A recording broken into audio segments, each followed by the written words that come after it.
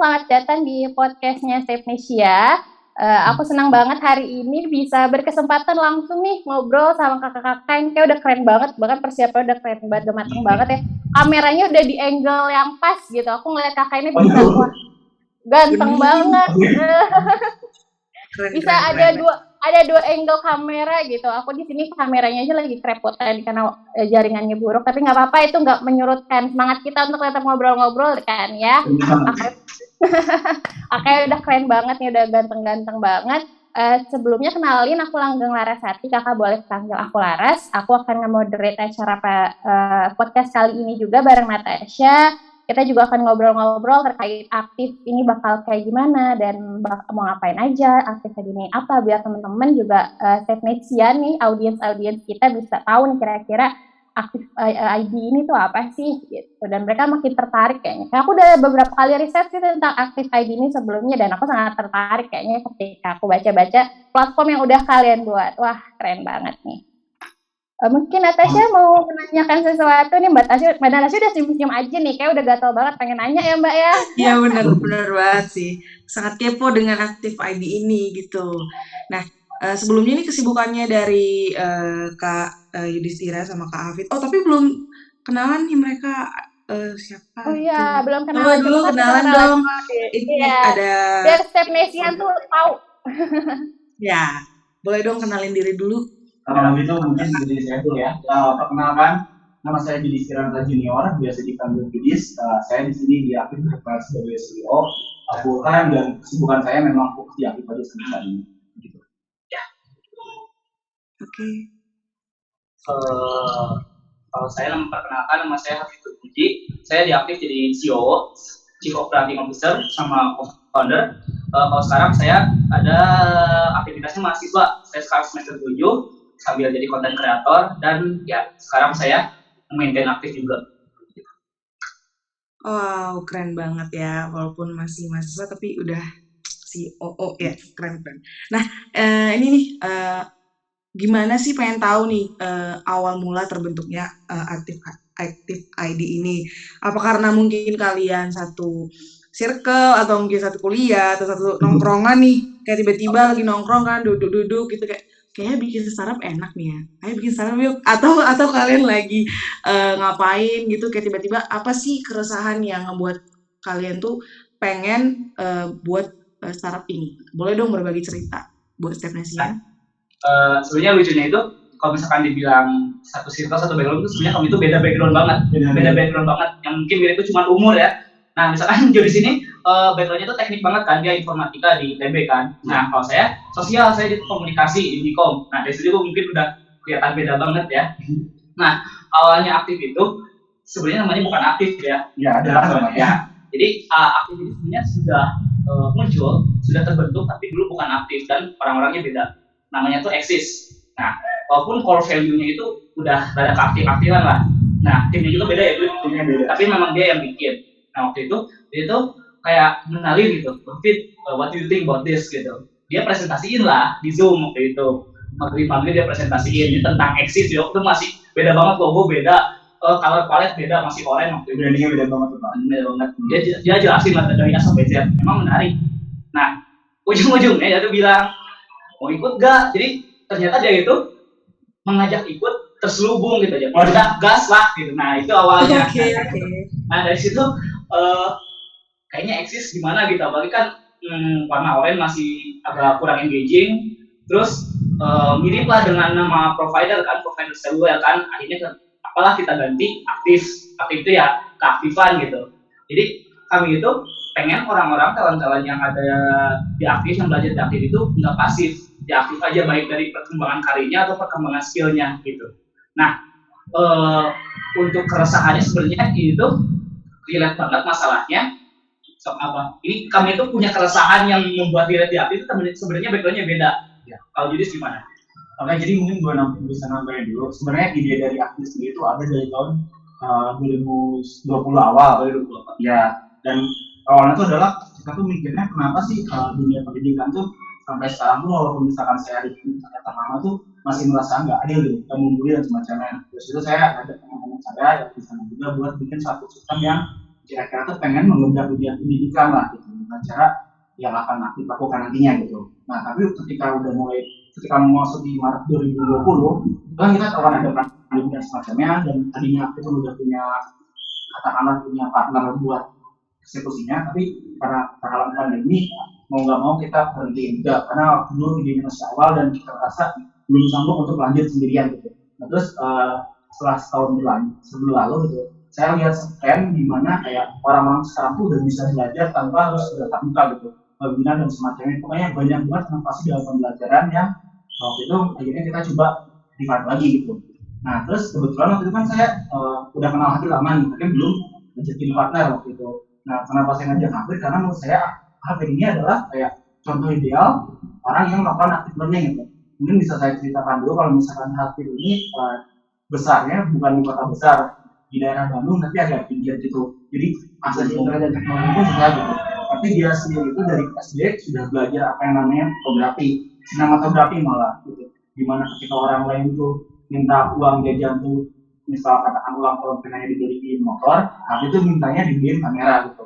Dan ya itu maksudnya aneh banget ke anak SD, dia tuh belajar fotografi secara mandiri lewat internet, dan akhirnya kayak mungkin dulu orang ketahuan gitu kayak ngapain sih itu anak SD belajar sinematografi semacamnya. Terus beberapa tahun kemudian dia jadi juara nasional lomba sinematografi gitu. Udah. Jadi saya merasa kalau misalkan Hafid sendiri itu kayak salah satu orang yang sebenarnya bisa saya aktif karena dia sendiri adalah contoh hidupnya gitu, living legacy dari aktif gitu, kurang lebih kayak gitu. Makanya waktu itu kita jalan lagi. Terus keresahan apa yang ada di aktif itu sebenarnya gini, kayak misalkan kan kita bisa bilang kalau misalkan kita hidup di dunia di teknologi, di mana teknologi udah maju banget gitu, perubahan terjadi setiap harinya gitu. Tapi sayangnya kita tuh masih menghadapi masalah yang udah ada dari generasi sebelumnya gitu, yang gak beres-beres. Contoh yang paling relevan adalah ya, kemampuan kita untuk bisa jadi apa yang kita mau gitu. Ya mungkin faktor yang jadi kendalanya adalah privilege, kesempatan orang buat belajar, sampai bahkan ketika orang udah jago pun belum tentu bisa kerja di bidangnya karena banyak banget bias yang membatasi gitu. Nah kita pengen lawan itu menggunakan aktif kalau seperti itu. Wow, keren kisahnya ya. Keren Dan banget ya untuk Kak Nata aktif, ya. iya, untuk aktif ini berapa orang sih Kak? Boleh selain kalian berdua mungkin ada member yang lain mungkin? Waktu itu kan sekitar Mei Juni juga di situ yang presentasi eksis itu yang akhirnya menjadi aktif. Nah pada saat itu kami cukup lama berdua. Waktu itu pernah ikut lomba startup juga kan SID, belum lolos, itu masih berdua, semuanya dibikin berdua kayak desain, UI, copywriting, semua pitch deck, semuanya gitu dibikin berdua. Akhirnya lumayan cukup lama dari situ, kami ngajak lagi satu orang, teman saya dari SMP lah, dia namanya Diki. Nah Diki itu sekarang di sini. Nah ini Diki, dia bantu. Nah ini Diki. Nah Diki. Halo Kak. Halo. Jadi diversitas kami di aktif itu nggak berhenti dari Judis dan saya doang. Diki itu dia sekarang adalah DKV di Telkom. Itu kan udah beda banget kan, informatika, komunikasi, DKV. Nah DKV. Melengkapi ya Kak. Ya desain. Nah terus ada satu lagi teman kami baru join juga, dia namanya Airin sekarang dia S2 UGM ya, manajemen tuh udah beda banget kan. Jadi sekarang kami total member ada berempat, CEO, Head of Design, dan sekarang Head of Marketing. Ya ada berempat sekarang. Wah keren banget sih kakak-kakak ini, aku dengerinnya excited banget, kayak backgroundnya beda-beda, terus bisa gabung jadi satu gitu. By the way, kalau kamu tahu aku juga semester 7 tahu, tapi aku nggak sekeren kamu, jadi aku mau applause banget sama kamu yang sama-sama semester 7, pejuang semester akhir, masih bisa berkecimpung di bidang startup yang I know you are very hectic today. Aku juga mau nanya nih, kan pandemi kan emang lagi ini banget ya, ngeganggu banget. Bahkan aku juga merasakan kayak semua orang hampir merasakan impact-nya ya dari pandemi. Kira-kira nih Aktif ID ini gimana sih cara kerjanya selama pandemi? Karena kan semuanya online, mungkin juga ada PPKM gitu ya, jadi kayak susah untuk interaksi langsung, ngebonding langsung timnya gitu, untuk have a engagement yang cukup baik gitu. Nah kira-kira nih Aktif ini kayak gimana sih caranya biar tetap bangun teamwork yang baik, engagement sama teman-teman yang baik itu kayak gimana? Even though itu ada pandemi sedang berlangsung, karena kan pasti ini challenging banget ya untuk sebuah startup yang masih baru. Baik, kalau misal dasarnya yang manajemen yang kita pakai untuk menjalankan aktif adalah kita ambil metodologi lean sama agile. Mungkin teman-teman aku udah pada tahu banget tentang apa itu lean dan agile dan mungkin harus kita jelaskan juga. Nah, tapi sebenarnya yang bikin kita bisa produktif adalah karena kita pakai namanya framework yang namanya Scrum. Mungkin beberapa udah tahu gitu, dimana kita tuh bikin tas-tas itu dibagi-bagi yang semua orang sebenarnya bisa kerja secara di remote tanpa dimonitoring, tapi setiap harinya ada daily meeting report gitu. Jadi kita tahu progres mana yang jalan memang enggak sekali bisa ada kendala gitu ya. Jadi kalau misalnya kita nemu kendala, kita nemunya di awal banget dari background, kita bisa saling bantu supaya goalnya tercapai. Kalau lebih kayak gitu. Jadi kita benar terbantu banget sama yang namanya Scrum. Terus kalau misalkan cara pengerjaan sendiri, sebenarnya kalau misalkan ada hal yang harus dikerjakan secepatnya, kita punya dua cara. Yang pertama tuh mungkin rasakan dari study with me, mungkin ada yang tahu kan ya, yang misalkan belajar bareng pakai webcam gitu. Cuma kalau kita namanya play with me, artinya keren banget sih, inovatif banget kakak ini. makanya jadi kita on cam sambil ngerjain apa yang kita kerjakan. Terus kalau misalnya ada kendala yang langsung diomongin di sini juga gitu. Jadi walaupun kita tahanan kemudian semacamnya, sebenarnya kita tetap terhubung kok gitu dengan teknologi. Silakan. Kalau sekarang mungkin PPKM udah agak mereda ya, atmosfer pandeminya tuh mungkin udah rada mereda ya, udah masuk lagi peradaban manusia modern lah kalau sekarang. Tapi kalau misalkan di pertengahan pandemi itu sebenarnya satu hal ya, kan saya backgroundnya sosial juga kan, komunikasi juga. Satu hal yang sering di overlook itu adalah mental health, wellness dari masing-masing dari anggota kami ya, termasuk saya sendiri, termasuk diri sendiri, karena gimana gitu yang asalnya sering keluar, sering langsung bertemu, sekarang harus di kamar serba sendiri. Nah, kuncinya yang kami lakukan itu gimana caranya ketika kami bekerja, ketika kami melakukan sesuatu itu jangan terlalu dibawa formal gitu. Jadi jatuhnya tuh kayak main gitu ya, kayak kongko gitu, jangan kayak assalamualaikum hari ini kita mengerjakan ABCD, harus ABCD beres, tapi ya jalan aja gitu. Ada hahinya, nggak ada salahnya, harus ketawa atau ngeri-ngeri kayak gitu, nggak ada salahnya kayak gitu. Ya bahkan ketika bikin pitch deck gitu, nyusun pitch deck nih buat koalisi. Oh ya, kami kan kemarin lagi apply ya koalisi, doain ya semoga kami lolos ya, kecil-kecilan ya. Bikin pitch deck pun kayak diplesetin gitu kan, semua orang bikin nih bareng-bareng nih, kayak diplesetin, ditipoin, diganti apa gitu, ya gak ada salahnya gitu. Jadi kami gini mikirnya, misalkan satu hari itu 4 jam efektif ya bekerja, misalkan meeting 4 jam, kami itu mending menyelesaikan nggak sebanyak itu tapi kesehatan mental kami bagus. Jadi besoknya kami masih punya motivasi untuk bekerja lagi, daripada 4 jam ini depres, semua masuk, semua beres tapi burnout. Ya, tapi burnout besoknya lulus gitu, lemes, mau ngapain lagi kayak gitu. Jadi selain yang Judis bilangin ya, mulai with me, Scrum, Agile, segala macam, diutamain juga enjoy-nya gitu, nyamannya kerja di aktif itu, terlebih lagi di atmosfer kayak gini gitu, dimana semuanya terisolasi lah bisa dibilang kayak gitu.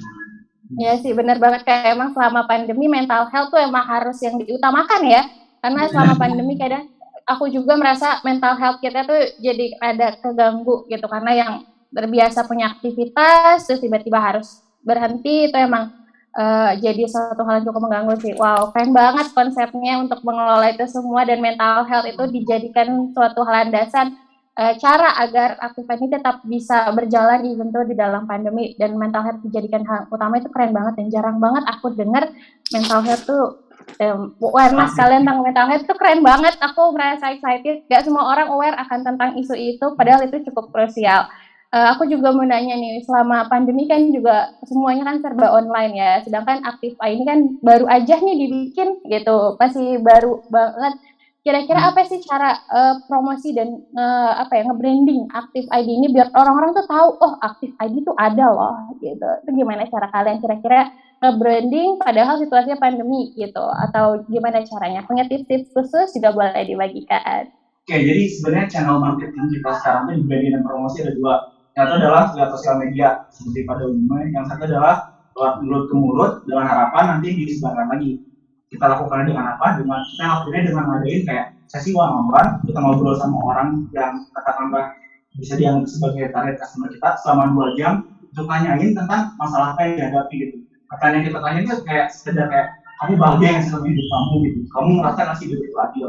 Dan situ kan kita juga dengerin apa yang mereka rasakan gitu, dan kita coba kasih maksudnya kita juga menggali gitu apa yang kita bisa bantu mereka sebagai aktif gitu, apa yang bisa aktif kasih ke mereka. Dan situ juga kita kayak antara kita dapat insight dari mereka yang menjalani hidup, dan kita juga kayak secara nggak langsung ngepromosin produk kita gitu. Dan ternyata selama kita melakukan itu tuh kayak feedback mereka tuh bagus banget gitu. Jadinya mereka sampai cita-cita pertamanya kita atur semacamnya. Dan menurut saya ini sangat sangat insightful lah bagi kita semua gitu. Terus yang kedua ya mungkin kita sama seperti startup lainnya ngelakuin campaign lewat sosial media gitu. Dan kita ngelakuin campaign ada beberapa tahap sih. Pertama mulai dari program awareness gitu. Sebenarnya ada masalah apa sih di dunia pendidikan?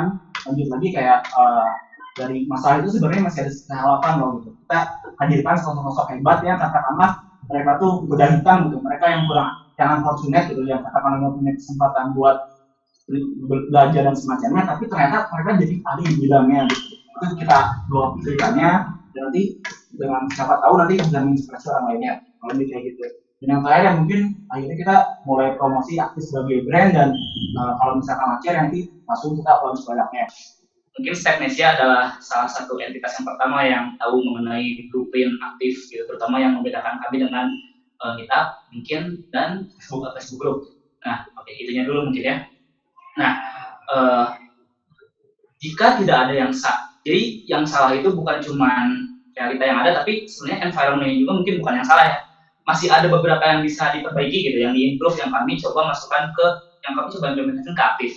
Ambil contoh gini, mungkin teman-teman di Stepnesia ada yang pernah, ya pastilah di satu titik hidup kita sering main Facebook, sering ke Facebook group gitu. Nah, di sana juga banyak kan kayak komunitas belajar kamera, komunitas video gitu. Tapi sebenarnya yang identik dengan Facebook itu apa sebenarnya yang paling mendasar di Facebook itu? Itu menurut kami adalah perundungan, bullying, oke? Bullying. Ambil contoh di komunitas video. Kita sering kan, dia kalau orang di Indonesia itu senang banget ngebully gitu, terutama yang namanya senioritas. Kalau orang yang udah pro itu pastilah kayak gimana, kayak beda gitu ke orang yang newbie gitu, orang itu begitu. Kalau sebaliknya karena yang newbie ini punya dapat treatment jelek seperti itu, ketika dia menjadi pro dan cycle-nya terus berlanjut. Nah, di aktif itu nanti ada yang namanya tiering. Tiering itu, jadi boleh jadi komunitas itu sama topiknya, misalkan belajar videografi, tapi kami akan mengklasifikasikan menjadi beginner, intermediate, dan advance.